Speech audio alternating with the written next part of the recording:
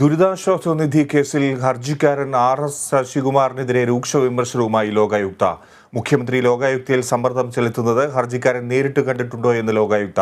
പേപ്പട്ടിയുടെ വായിൽ ആരും കോലിട്ട് ഇളക്കാറില്ലെന്നും വഴിമാറി നടക്കുകയാണ് ചെയ്യുകയെന്നും ആരോപണങ്ങൾക്ക് ജസ്റ്റിസ് സിറിയക് ജോസഫിന്റെ മറുപടി. ജഡ്ജിമാരെ അപകീർത്തിപ്പെടുത്താൻ ഹർജിക്കാരൻ ഇറങ്ങിത്തിരിച്ചിരിക്കുകയാണെന്നും ലോകായുക്ത കുറ്റപ്പെടുത്തി.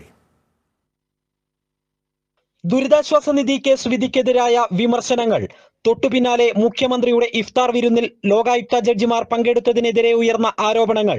ഇതിൽ രണ്ടിലുമുള്ള ലോകായുക്തയുടെ കടുത്ത അമർഷം പ്രതിഫലിപ്പിക്കുന്നതായിരുന്നു പുനഃപരിശോധനാ ഹർജിയിലെ വാദം. മുതിർന്ന അഭിഭാഷകന് ഹാജരാകേണ്ടതിനാൽ കേസ് നാളെ പരിഗണിക്കണമെന്നായിരുന്നു ഹർജിക്കാരന്റെ ആവശ്യം. ചാനലുകളിൽ പോയി വാദിക്കുന്ന ഹർജിക്കാരന് നേരിട്ട് വാദിച്ചുകൂടെ എന്ന് ചോദിച്ച് ഉപലോകായുക്ത ഹാറൂൺ റഷീദ് വിമർശനങ്ങൾക്ക് തുടക്കമിട്ടു. ഹർജിക്കാരൻ ജഡ്ജിമാരെ അപകീർത്തിപ്പെടുത്താൻ ഇറങ്ങിത്തിരിച്ചിരിക്കുകയാണ്.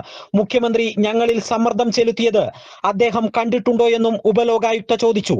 പേപ്പട്ടിയെ കണ്ടാൽ ആരും വഴിമാറും, പട്ടിയുടെ വായിൽ കോലിട്ടിളക്കില്ലെന്നായിരുന്നു സിറിയക് ജോസഫിന്റെ പരാമർശം.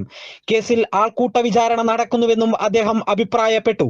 വിദ്യാഭ്യാസ മേഖലയിലെ ഹർജിക്കാരന്റെ സംഭാവനകൾ ചൂണ്ടിക്കാട്ടി അഭിഭാഷകൻ പ്രതിരോധിക്കാൻ നോക്കിയെങ്കിലും ജഡ്ജിമാർ മയപ്പെട്ടില്ല. ഫുൾ ബെഞ്ചിൽ നിന്ന് അനുകൂല വിധി ഉണ്ടാകില്ലെന്ന് കരുതിയാണോ ജഡ്ജിമാർക്കെതിരായ പരാമർശങ്ങൾ? വിശ്വാസമില്ലെങ്കിൽ എന്തിന് ലോകായുക്തയെ സമീപിച്ചു? കേസ് പരിഗണനയിലിരിക്കുമ്പോൾ അധിക്ഷേപിച്ച് സംസാരിക്കുന്നത് സാധാരണ രീതിയല്ല.